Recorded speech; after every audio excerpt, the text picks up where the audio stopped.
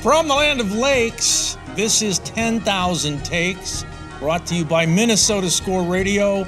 Wally and Eric back for yet another week as we slice and dice the always busy, always topical, super saturated Minnesota sports scene. Yes. So the Minnesota Vikings, who lost 2 games in 5 days, one on a Sunday to Detroit, one on a Thursday to the Los Angeles Rams. Now back in action after a week-and-a-half layoff against the Indianapolis Colts. Can they get their mojo back? Well, they're back at home. That should help. The Rams game, I mean, you could make the argument the loss of Christian Darrisaw had something to do with it.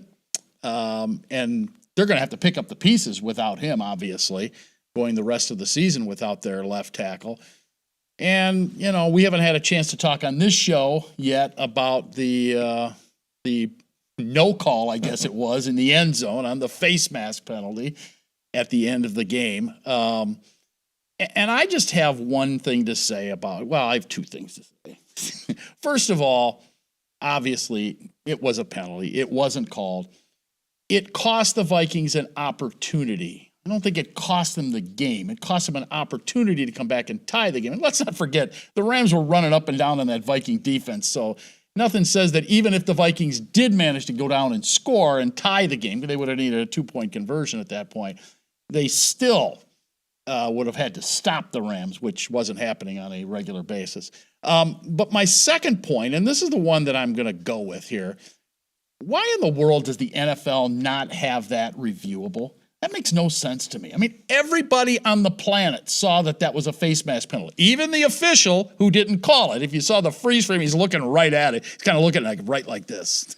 Yeah, like, well. What are you doing? And then they don't make it reviewable. And that could be a serious injury could result if you grab somebody with that face mask and throw them to the ground. That's crazy. They review all this other stuff. They're worried about if the ball is a centimeter off the ground when a guy makes a spectacular catch. But something obvious like that doesn't get called. Yeah, in a lot of cases, the NFL still has not gotten replay right.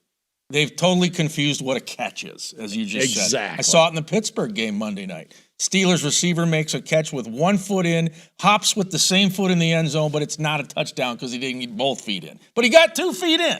I don't understand it. They've totally confused us. And yes, that play should be reviewable. And every offseason, we find these new rule changes that these bean counters in New York City at the NFL offices, you know, sit there and tinker with the game. I think they've ruined the game, quite honestly. I don't recognize it on most Sundays. And then the things they should fix, they don't. And please stop calling it the dynamic kickoff. There's no kickoff returns anymore. Yeah. There's too many power legs in the NFL, one of them being Will Reichard here in Minnesota, that just knock the ball out of the end zone. It's not a dynamic kickoff. What you want to do, and this is Roger Goodell, of course, he wants to outlaw kickoff returns. You're probably right. Is dumb. I don't like it. Where would we be without Gale Sayers or Devin Hester or Billy White Shoes Johnson? Well, and how are they going to regulate punts? I mean, punt returns, you got the same injury issues potentially, right? It's basically the same thing, especially now that you're lining up 5 yards apart from each other, so there's really no running blocks anymore. You don't get that running start like you used to.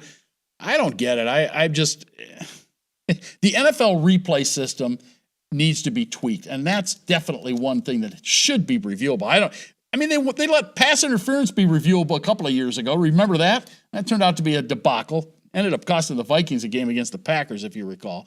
But now they won't allow that to be reviewable. It's just nuts. That's got to change for sure. Any other thoughts about the loss to the Rams? Well, I think the concerns would be defensively. Have the Minnesota Vikings lost their swagger? Yeah. Now, look, you played the LA Rams at the exact wrong time.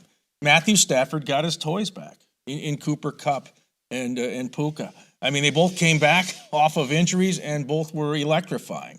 And the Rams had just enough of a run game to neutralize all of that chaos, all of that confusion, that Minnesota mayhem that has become Brian Flores' trademark as a defensive coordinator. Right. Detroit also figured it out in the other Minnesota loss. So can the Vikings reestablish themselves defensively? They'll face Indianapolis this week. I wouldn't put Indy in the Detroit category. They're maybe similar to the Rams. They're 4-4.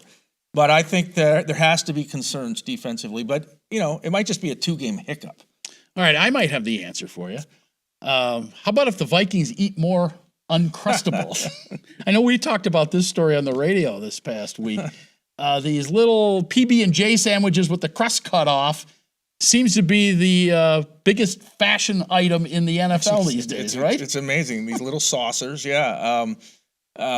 They're all the rage in the NFL. I know the Vikings, The Athletic did a big story on it. They're middle of the pack. They consume about 200 a week. Denver's near the top. 200 a week. I think the Broncos are like 400 a week. I eat them all the time, and they're easy. There's protein. You got the peanut butter angle, and the NFL players just devour these Uncrustables. So Smucker's is making a lot of money. Yeah, and they're making money us talking about it. Yeah, we're giving them a free plug. Well, give them the free plug. Huh? PB&J to the rescue, right? Yeah. Well, I think that the beauty of it is all of us lazy folks who don't want to physically make a peanut butter and jelly sandwich, it's made for you. Well, there you go. All right, we're going to talk some more National Football League with Leo Lewis, the former Viking wideout. All right, this is 10K Takes, your Uncrustables ticket.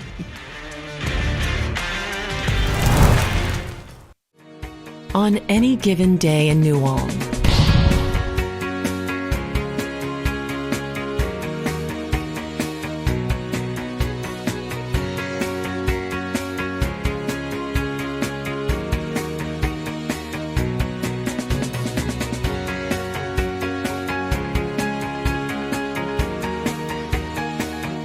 come see what's brewing on any given day in New Ulm. I've been meaning to give you these for many years. I think they're perfect.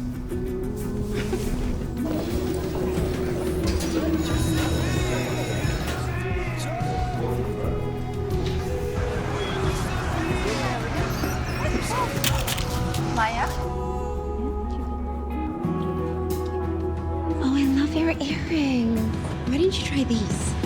It isn't just about vision, it's about care. Nobody cares for eyes more than Pearl. And we continue along here on 10,000 Takes. Your Minnesota Vikings home to the Colts on Sunday. Are you anticipating another huge comeback? Hopefully they won't need it. Yeah. Boy, they were down, 33 rip the last time Indy came to Mini? And they still, Vikings still figured out a way to win it. Well, joining us now is former Viking wide receiver, punt returner, player personnel, front office guy, Leo Lewis. Leo, let's talk about the Purple. Let's shift back to the Rams, first of all. What did you see in that game that maybe concerns you that you hadn't seen before? Obviously, the injury to Christian Darrisaw has got to be at the top of the list. But anything else that you saw game-wise that, we're going to have to keep an eye on going forward? Yeah, I think there's some trends that we can look for. The defense isn't as opportunistic as they have been the last couple of weeks, and at the same time, I just think the inefficiency of the offense seems to be coming at the inopportune times for this team. I don't think they have a problem scoring or having consistent drives. A combination of those two factors, those two trends, I believe, is really the cause of their losses. So, Leo, Minnesota going to be minus Christian Darrisaw, the bodyguard left tackle. That's a huge loss. It looks like Blake Brandel will take his spot at that position. What do you anticipate? Do you see maybe an extra tight end over there, Johnny Munt or Josh Oliver, more of C.J. Ham, a pure fullback who can help with chip blocks? Mm-hmm. What do you do to help out Brandel because he's not Darrisaw? Well, and at the same time, defenses are going to try to load on that side a lot more than possibly the other teams have in the past. When we're up against a great pass rusher, I would anticipate that our left tackle will get some help, and it depends on the plays. It depends on how the defense plays. It depends on how long the offense has to drive for a series in order to score. So I think all those particulars come into play, but I think, with the play calling on offense, it's going to have to probably be dictated by where they are and where they start their series. and consequently, it will affect their play calling. Do you think the play calling becomes more short routes, so you don't know how much time Sam Darnold's going to have? Do you think that they try to run the football more? I mean, those things have to factor in too, don't you think? Yeah, I do, and I've always believed that we should have a sharp passing game anyway. I think great quarterbacks are able to get that ball out of their hands as quickly as possible, or when they foresee some pressure coming at them, and there's always should be that outlet. So I wouldn't be upset if they, certainly got to that mode where their offensive game planning included some short passing. I think sometimes with the playmakers that we have as receivers and with number 87, remember that first 87, number 87 coming back, that maybe we'll have an opportunity to get some first down passing in our repertoire. Leo, I would think right now the rookie of the year in the NFL is probably Jaden Daniels in Washington. He's been outstanding. But Will Reichard, the Minnesota kicker, is perfect. Field goals and extra points he hasn't missed yet out of Alabama. Yeah. What kind of a cushion is that for a coach or even an offense knowing, okay, if you bog down, this guy's going to come in and split the uprights? I probably did jinx it. Yes, I'm sure you did. If I can recall as a player, man, you just didn't want to talk about those things. You didn't want to include it in well, he just did it. Yeah, and you didn't want to include it in your game planning. You just let it flow, let it happen. And I would not be surprised that is not the top thing that our head coach talks about in his press conferences, unless the field goal kicker kicks 4 or 5 field goals. But nonetheless, I'm kind of queasy to really talk about the what ifs when it comes to the kicking game. Yeah, well, and he has been superb, no question. You mentioned the defense and something to be concerned about. They haven't been as opportunistic. Is that, in your mind, just better game planning by the opposition up to this point because they've seen what the Vikings are doing? The moving chess pieces that Brian Flores has been throwing out at these different offenses? Or is that something that the Vikings just haven't been doing that they did better earlier? Yeah, I just think they're not as efficient as they were. I praise the linebacker crew, though, because they were really at the right spots at the right time, had a couple interceptions, fumbles, and caused fumbles. And they haven't been as opportunistic this time around. And for the last 3 weeks, including the game in London, we've seen a dearth of big plays in the second half. And at the same time, I think they are going to be the key. They need to step up a little bit more with their play. And I think that really is dictating how teams play us, because if they can get that back out there in the secondary or get a back out to receive passes, and a linebacker isn't there efficiently enough, that's kind of the protocol that I see for offenses and how they attack this defense. Leo, Indianapolis quarterback Anthony Richardson, and I'm not sure how much we're going to see of him in this game Sunday night, but they're playing Houston last week. It's a divisional rival, close game. They're on the move in the red zone, and he taps out. He calls his own number and says, I can't go anymore, coach, and in comes Joe Flacco. You've been in an NFL locker room. Yeah. What does that do? Does Anthony Richardson immediately lose street cred with his teammates? Yeah, I don't think so. I mean, he had a legitimate reason to want to come out. And I wasn't quite sure what the story was. I wasn't aware if he had just ran a long play or had a significant number of plays where he had to run. But you would think during the middle of the season that he would be at least in the best shape possible when it comes to stamina. And it does say something about the player, and that's something the coaches are going to have to understand. But it's good to have a veteran quarterback as in Flacco, who has proven to come off the bench and win games. In these days in the NFL, you certainly want a quarterback that can run. I don't know if you want him running to be his number one option. We don't necessarily need that. But when you have a quarterback that has the tendency to run, as soon as, maybe his first or second check down is not available. I think you have to be more wary of injuries. I think Deshaun Watson's a perfect example of that, right? Here's a guy that was basically a run-first quarterback for all intents and purposes, and he's been hurt the last couple of years and is basically out again this year. Your thoughts on the running quarterbacks in the NFL? Well, there are very few of them who can do it really well. Our guy at Baltimore is probably the best at it, but he's gotten more confident in staying in the pocket and has more confidence in his running backs and receivers as well. I think it's a good quality to have.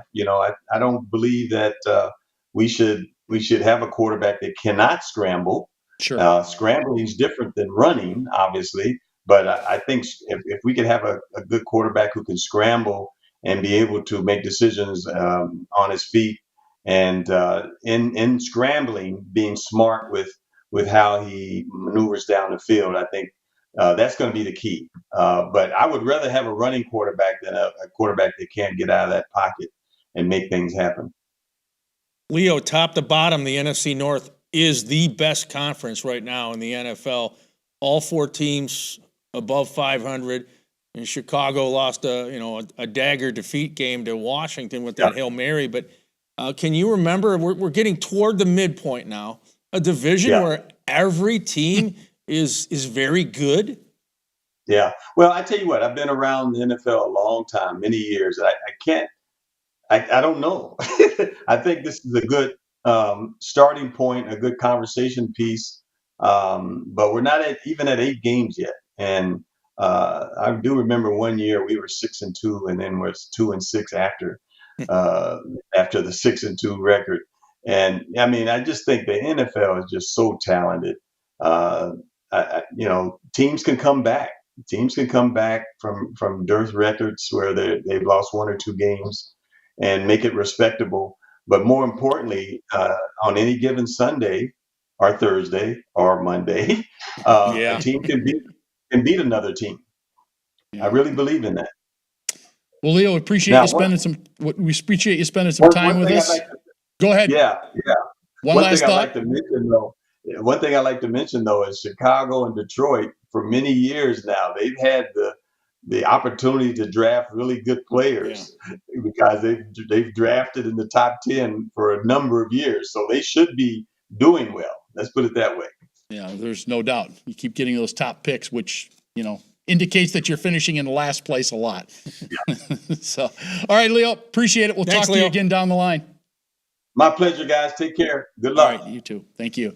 He is Leo Lewis, the former Minnesota Vikings wide receiver, punt returner, and front office guy right here on 10,000 Takes. Stay with us. More to come after this. Finding the ideal place to stay is important for business travelers. Lakeville, Minnesota is conveniently located off I-35, just south of the Twin Cities, with a variety of hotel choices. Lakeville offers convenient amenities such as shopping, walking trails, golf, and more. Our unique meeting spaces, historic downtown, live music, and over 60 dining options are sure to impress. Book your next stay in Lakeville and experience convenience, comfort, and quality. Find your perfect hotel at visitlakeville.org. You can visit llcoolj.info to understand what the government grants really hit for. You can visit llcoolj.org.com to make sense. Whatever you sell, the government's buying it. You don't need an LLC or an S corporation. We the people. We already pledged allegiance to this nation. It's up to us if the bell toll of freedom rings. That's word from Olivia's child, Sammy's favorite sibling, and I'm out. I've been meaning to give you these for many years. I think they're perfect.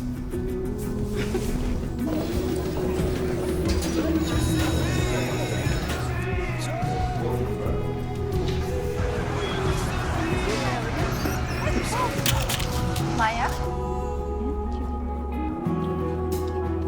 Oh, I love your earring. Why didn't you try these? It isn't just about vision, it's about care. Nobody cares for eyes more than Pearl. On any given day in New Ulm,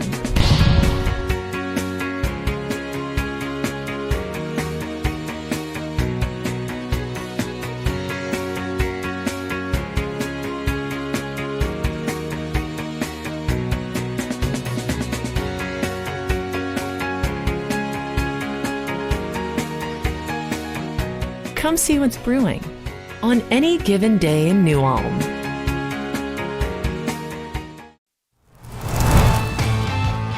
Welcome back. 10,000 takes. Baseball season winding down this week with the World Series. And before game one, your favorite commissioner, Rob Manfred, actually it's my guy, made an announcement that perhaps there will be more rule changes next year. They're trying to protect these pitchers who are going out and blowing their arms out, particularly starting pitchers, that there has been a rash of injuries, and starting pitchers aren't getting the cachet that they used to get. It's more about bringing in 8 different relievers every game, which we've seen in the World Series and in the ALCS and NLCS. I mean, no team is immune from doing this. If you're the Minnesota Twins and you had problems with your starting pitching this year, I don't think there's any question. Is this something that you look forward to, a rule change, or do you say, wait a minute, I'm trying to load up my bullpen right now? Yeah, well, I think some of these injuries, you can blame the pitch count, because these guys going all the way back to when they start out at the little league or the youth level, no doubt, they're not conditioned to throw a lot of baseballs. And so it's like training for a marathon. You're not going to train for 28 miles. You're going to train for 26 plus. So it gets in your brain, and then the physicality part of it comes in where, okay, I've hit the wall. I've thrown 100 or less. I guess I got to come out now. I mean, there's so much Tommy John now, surgery. Walker Buehler threw the other night for the LA Dodgers, has had it twice. Yeah. And so I think we're trying to protect the pitchers, but there's more injuries than ever. It's maybe not much different than the NFL. They try to put a lot of safeguards in the game, and yet guys are dropping every week. Yeah. And you remember, years gone by, I mean, the Tom Seavers and Jim Palmers of the world, Nolan Ryan. I mean, those guys were the stars of baseball, and really no longer they are. I mean, can you name more than a half dozen starters that won 15 games or more this year? I bet you can't. I don't know if there were. Yeah, and it used to be routinely guys would win 20 or more. Of course. I mean, in 1968, Denny McLain won 31 games for the Detroit Tigers. That will never happen again, especially with the way baseball is played today. But you can blame the managers and all these silly new rules they put in because they don't allow these guys to go. I mean, we just lost Fernando Valenzuela last week. Sad news. And when he pitched in the World Series, I think he threw 134 pitches one game against the Yankees. Amazing. All right. So you're the current owner of the Minnesota Twins. You're one of the Polads right now. Wow. I'm out. I'm done. And I'm Glenn Taylor. I own the Timberwolves. I'm a guy at the other side of the room who says, all right, I've got money. I want to invest in one of these two teams. Who's he buying from? What's the best value for this guy? Yeah.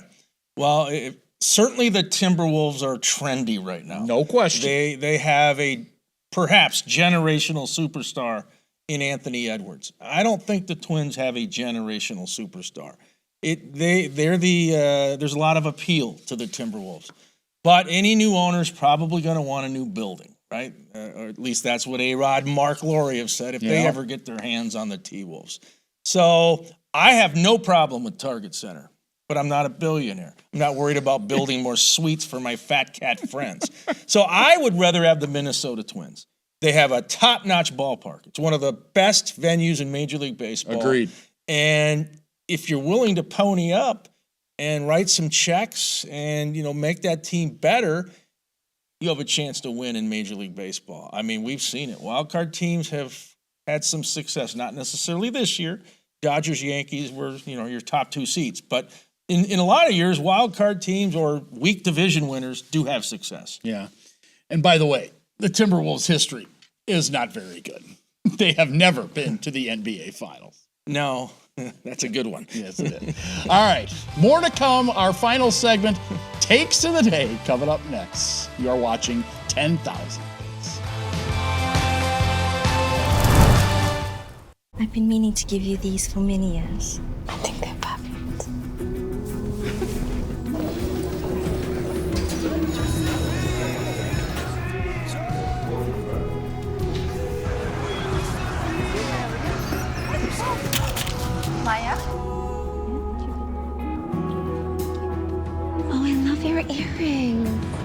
try these? It isn't just about vision, it's about care.